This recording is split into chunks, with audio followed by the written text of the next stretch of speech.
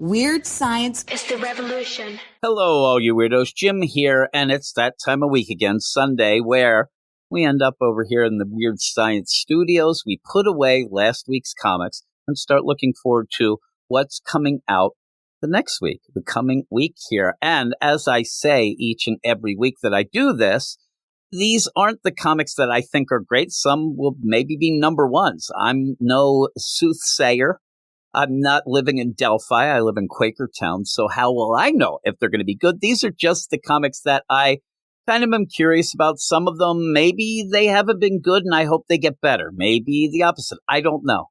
Everybody is here just to say, hey, this is what I'm looking forward to. And I say everybody because I want everybody to tell me and everybody else what they're looking forward to, what they're anticipating, what they're hoping for this week in comics. Again, we put away last week's The Good, the Bad, the Facts of Life, and let's hope that every single comic this coming up week is going to hit hard, right? I could hope. I know it's not going to happen, but I could still hope. And again, when we go through these, I will give you the title, the creative team, the price, and then I'll read the solicit, and then maybe have a couple things to say. Though, I better watch myself. I can't be, making those jokes because I've had a couple videos this past week, and I've been getting a lot of crap for joking around. Like I should be Walter Cronkite here doing the news or something. This is kind of fun for me. I end up where I don't want to come on and yell and scream all the time. There's enough places and people to do that. So this show is hey, let's, loosey-goosey go through these. So forgive me if you expect the serious Jim here, because the serious Jim, I don't think has shown up, even though I was supposed to make myself a coffee before we recorded this. I did not, but it's not a bad thing because recently, and I've talked to a couple of people about this, I don't know what happens. Every time I make coffee, ants get in it. They're already in my pants, but they're in my coffee too. It doesn't make sense. I've looked at the coffee. I've cleaned the coffee maker occasionally. I don't see any ants in there, but somehow they get my coffee. I just don't get it. So I didn't make a coffee, but that means I'm kind of like, I need a coffee. That's what it means. Here we go. We're going to start with DC Comics. Superman number 12, written by Joshua Williamson with art by David Baldione. And it is $4.99. And we're heading towards the House of Brainiac story. So, hey, I'll read whatever. And I really am enjoying a lot of what Joshua Williamson is doing. Not even just here at DC, but we'll even talk about him a little later. In a little thing they call the Energon universe. I don't know if you've heard about that. It's pretty cool. But this is Superman number 12. Here's the solicit. Superman is the brains, while Lex is the brawn. Wait a minute. That doesn't make sense as they team up to battle the Lex Luthor Revenge Squad for the fate of Metropolis. Lex has sworn to Superman that he has changed. He is a changed man, but to what lengths will he go to stop his enemies? And what danger from deep space rapidly makes its way towards Earth? Well, I would say that's Brainiac, right? I think. And the idea that last issue, if you remember, it was revealed to Superman, oh my God, back in the day, Lex Luthor was kind of a bad guy. He was making that kryptonite. Oh my God, I can't believe it.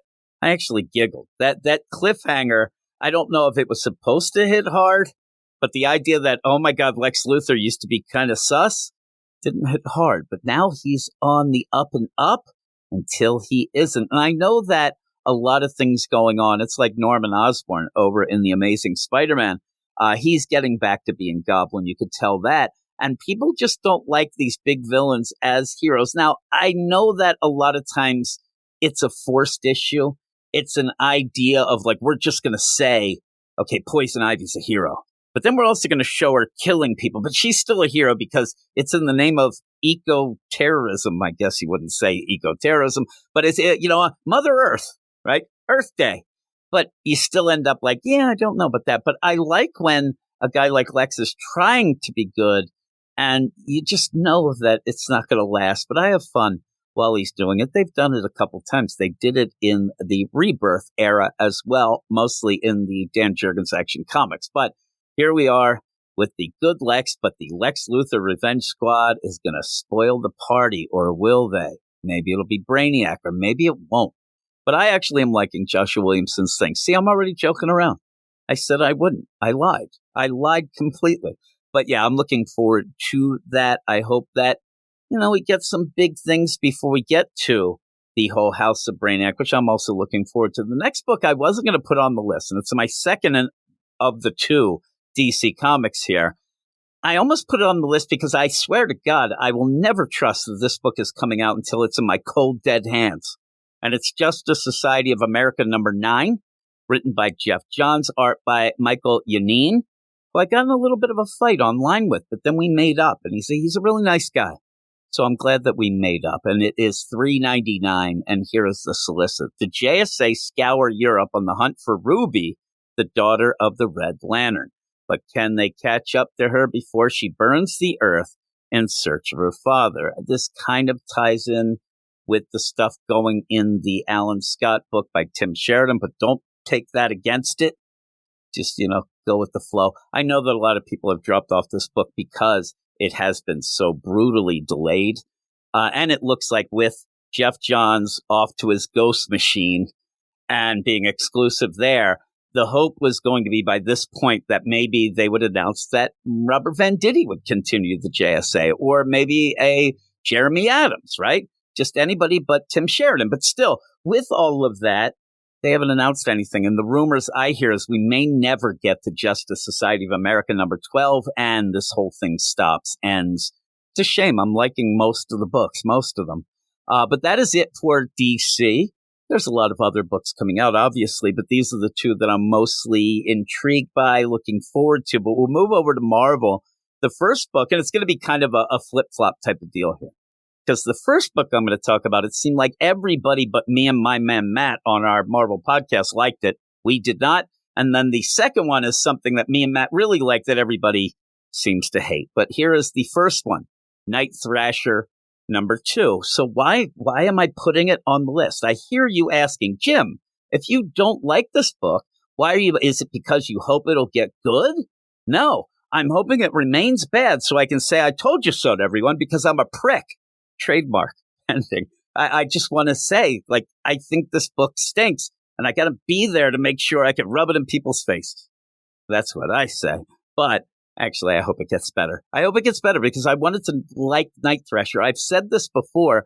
When a new book comes out and it's a character that is kind of a, niche character or somebody who I haven't read before, I hope that it's really good. And then I get that inspiration to go deep dive back into things. And oh my God, I got to check this out.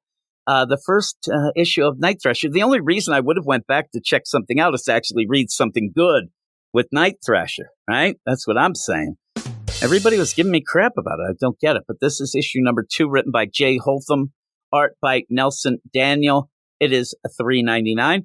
Night Thrasher has been betrayed by one of his oldest and closest allies as his battle with the new crime lord, the OG, intensifies. The OG is the guy. As his reignited relationship with Silhouette also heats up. You could tell that was happening. He just shut down the Foundation and everybody said, sayonara sucker. Night Thrasher takes on a new look for a new era. He doesn't have a skateboard, maybe. That's what he said. The skateboard was there. Some people didn't see it in that first issue. It ended up getting broken. So I guess maybe he doesn't. He's like, I don't want to buy another skateboard. And he decides to go with a ski-doo, right? But his war with the OG, that's just, even just saying that makes me just roll my eyes, may end up destroying the very people he seeks to protect. Yep, there we go. Night Thrasher. I hope it's better for me. Everybody else seems to think it's like solid gold already. I don't get it. But the next book that me and Matt like, and that's on our Marvel podcast. Like I said, if you want to listen to that each week, you can end up looking up them wherever you listen to fine podcasts. You type in Weird Science Comics and you'll find all of our stuff. DC, Marvel, manga. That's a commercial. Here's the book, Spider-Boy #5. A lot of people, I get this idea where a lot of people, they say something, like they'll proclaim something, kind of like, I didn't like that first Night Thrasher, and then they really want to double down on it. No, I'm joking. But the idea of Spider-Boy before it came out, oh, that character's going to stink. Oh, I read the little stuff in the Spider-Verse stuff, and we don't need that character. But it's a fun book. It's a fun side book, and I think there's a lot of people that just, they don't want to give it a try, maybe because it's Dan Slott. He is a prick, and that's not even trademark. That's just truth. But it's a fun character. I like him. I don't think he's going to last that long. I don't think the series is going to last that long. But as it's going, I'm having fun with it. It kind of fills a little nooks and crannies of an all-ages fun book with a character, Spider-Boy, that, unlike a lot of the Marvel characters, say a Miss Marvel, they elevate Miss Marvel by everybody, Cap, Spider. Oh, Miss Marvel's my favorite. I love that Miss Marvel. I can't, Miss Marvel. Oh my goodness, she's the greatest. You don't get that with Spider-Boy. Actually, they're kind of trying to push him down a little. And the idea, he is a kind of a broken character and has some weird dark secrets that we're going to find out eventually, because Bailey, he's having some difficulties. But here is the solicitable, or actually the credits. It's written by Dan Slott, art by Paco Medina. It's $4.99. And here we go. Mine, it shouldn't be $4.99. They do have a backup, but still, give Bailey a break. Try to entice some people in there. Make it $3.99, or I'm telling you, go crazy. Take away the backup and make it $2.99 and get everybody to the milkshake shop and shaking it in the backyard, as they say. I shouldn't be joking. A monstrous rematch, it says. Bailey Briggs lost his family when Madame Monstrosity made him into Spider-Boy. Now she's taken his best friend. Bailey swore he would save Helifino. That's what it's actually, it seems like it is. Helifino, because, yeah, when next they met, but will he even get the chance? And this has been brought up, and I'm telling you, I'm looking at, why didn't I make that joke before? It's like right there. It's like slap me right in the face. I need my coffee, too. But I like Spider-Boy. Like I said, if you don't read it, you're missing out on a fun book, but really it's no fuss, no muss. I mean, seriously, I could say, that it doesn't matter. It doesn't matter. But, lighten up a little. Have some fun. Loosen up the trousers and have some fun, right? That's what I say. The next book, I don't know. This is going to be a long solicit because it's a lot. There's a lot of pages. There's a lot of coin that it's charging you. It's Web of Spider-Man #1. I didn't really know what this was about. I just thought, this must just be a new title. I'll jump on this. I look, and the first thing and only thing I saw at first was it was a Steve Fox book. I'm like, yep, I'm not going to read that. But then I looked, I'm like, it's actually like a preview of everything to come. Oh my God, $8 for a preview. Who wouldn't want that? But here we go. There's a lot of creatives on this. But are they creative? I don't know. Like I said, $7.99. It is a preview book. Zeb Wells, they're original things, though. This isn't just like a preview catalog. It actually has some story. Zeb Wells, oh my, spins 2 tales of future amazingness. I wish he was able to do past amazingness, right? That's me. One for each of his colossal collaborators. Zeb and Ed McGuinness tell a tale of 2 goblins. Now, you end up having Ed McGuinness. Awesome. I love Ed McGuinness. But Ed McGuinness is caught in the web of nonsense of Zeb Wells with this Insidious 6. And what we're going to get is the Grave Goblin in this. I like the character design. I saw the preview of it, but still, Ed, you're slumming it. I know it's Amazing Spider-Man, so he isn't, but with Zeb Wells, and really, I wonder what he thinks when he gets those scripts. And then meanwhile, Zeb and John Romita Jr., because everybody needs more John Romita Jr. art lately, hasn't been great, show the effects of gang war and set up their next Titanic tale. I have a bit of a preview of it. The effects of gang war. Picture me right here rubbing my head. I have a migraine saying I'm not getting involved with events anymore. Those are the effects of gang war. And then you get done gang war and all of a sudden, what? Blood hunt? What? Oh, God. Now I have a double migraine. Oh, geez. And I sit there and say to myself, why do I keep doing this to myself? Because I know I'm going to be reading, reviewing, and doing all the nonsense with Blood Hunt, even though I just said to you guys that I wouldn't be doing any more events. Because, like the jokes, I was lying. And I know I was lying, but still. Next one is Greg Weisman lays the groundwork for the second arc of the Spectacular Spider-Man. It's kind of a weird thing to have, like, hey, here's what's coming up this year from the Spider books. Hey, you know that one book with one issue? Well, we'll now preview the second arc of it in this couple weeks after that. I didn't like that first one. I thought that it was really, like, I don't know, cringy. That humor, like, I love the humor, right? But I just didn't like it. I didn't like it. And people who sit there and like, I saw some people there, oh man, it's awesome, you should read it. But they're the ones who told me not to read Spider Boy because we didn't need any spider books anymore. But then they let this one in, which is so lame of, Peter and Miles yakety yakking with their jokes, references, but not much of a story. All right. Next one is Steve Fox. Did I tell you I don't like Steve Fox as a writer? I really don't. I don't think he's that good. And Greg Land, who everybody seems to hate with that sexy, sexy art. Catch Up with Chasm and Kane. That's pretty cool, though. Get rid of that Chasm. No, nobody wants that name, Chasm. I'm telling you, when I say this, because it's Ben Reilly, obviously, but he's been, out in the bit. He's been missing. He's been in jail in purgatory for a while. So when you kind of disconnect yourself with it, at first, Chasm, or like most people, Chasm, you're like, oh, that stupid name. I think Chasm is almost as bad as at DC when they were going to call Tim Drake, right? Almost. Kane's with them, though. People do like Kane. Both clones who bore the moniker the Scarlet Spider will be back with a vengeance next year. But will they be allies or enemies?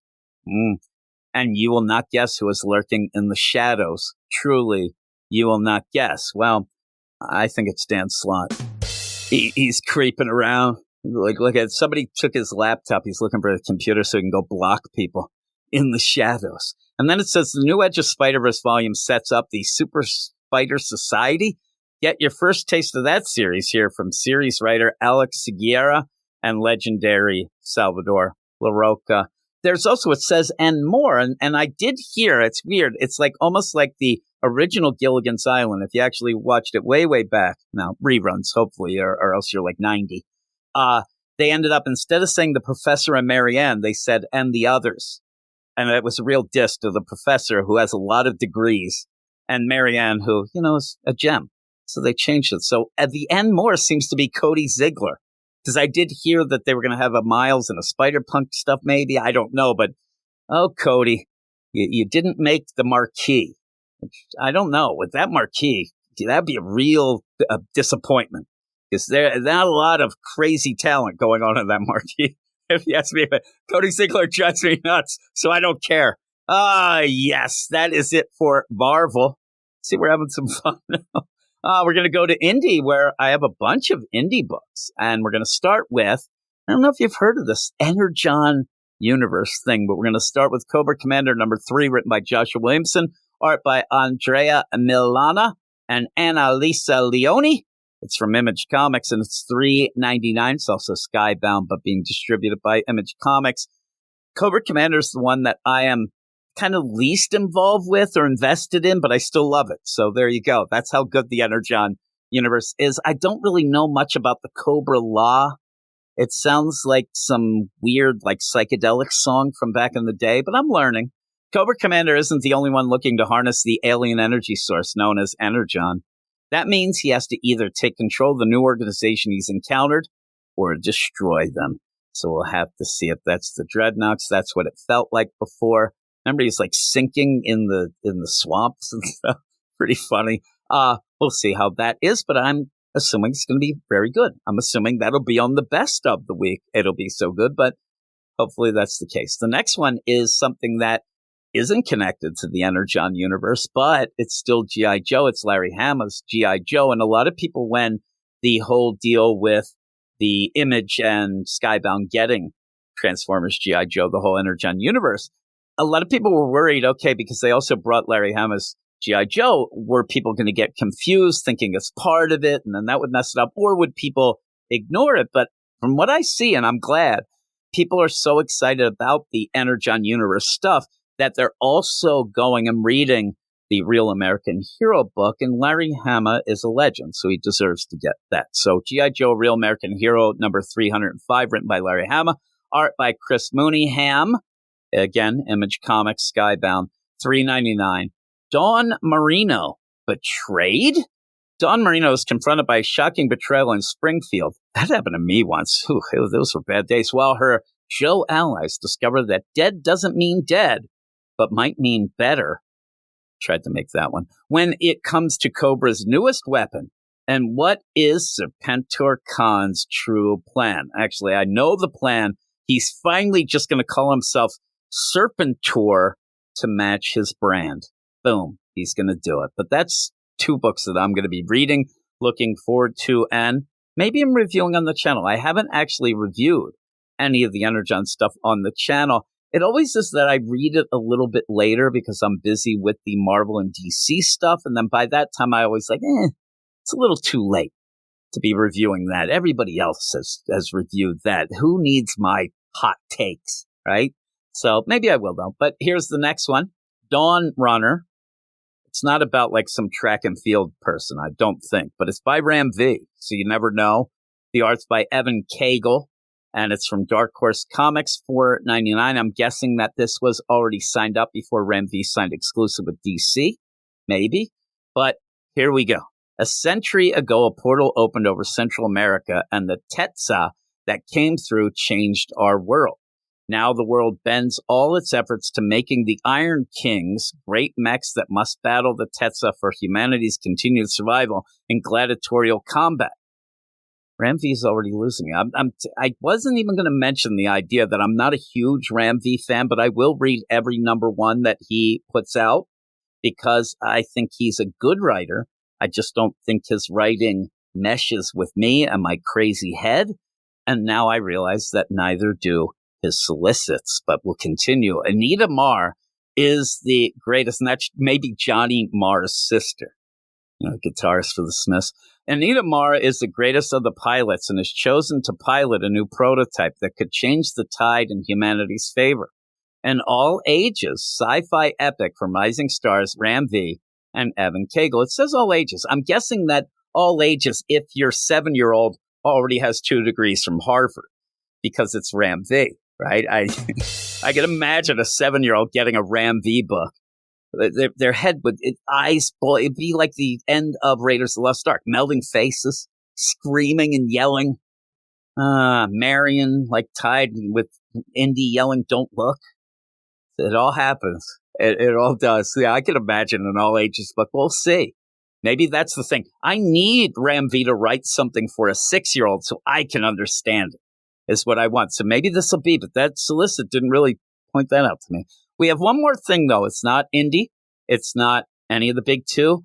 And it's new to this show, something near and dear to my heart, because I'm going to point out a manga that I am looking forward to. This is a first volume for something that I have read and I think is really good and probably will say it wrong because I'm me. Magi Lumiere Magical Girls, Inc., Volume 1. Now, it's a fun book. It's an all-ages book. It's something that if you like the magical girl type deal, you get that spades, but it also has workplace drama or drama, as they say. I like it, and I like the art. It's written by Seika Iwata, art by Yu Aoki.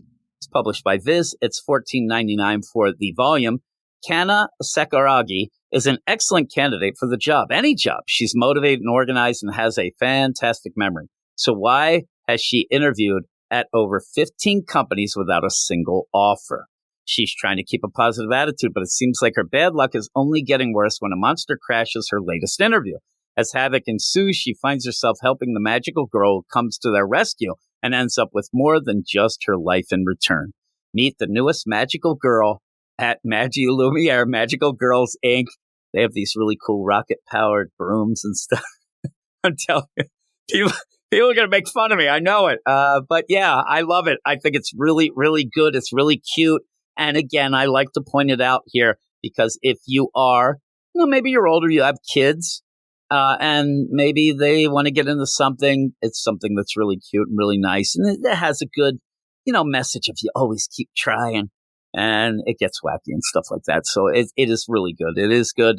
But with all that, don't make too much fun of me. But that's it. Those are the books that I'm looking forward to. As I said before, if you have some things that you're looking forward to and you want other people to be aware of, let us know. Let me know. Let everybody in the comments know, because again, that's to get people, this whole thing is to get people excited to actually read comics.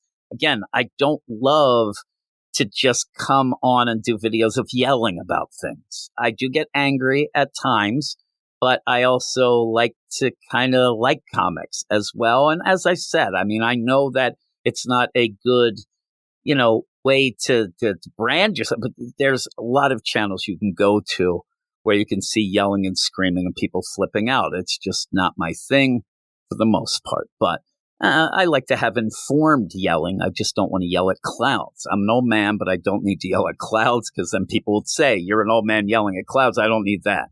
Then I'd get angry, even though it's true. But with all that, thanks, everybody. As I said, let me know what you're looking forward to, and I will talk to you all later. You are all weirdos. Weird science is the revolution. Weird science is the revolution.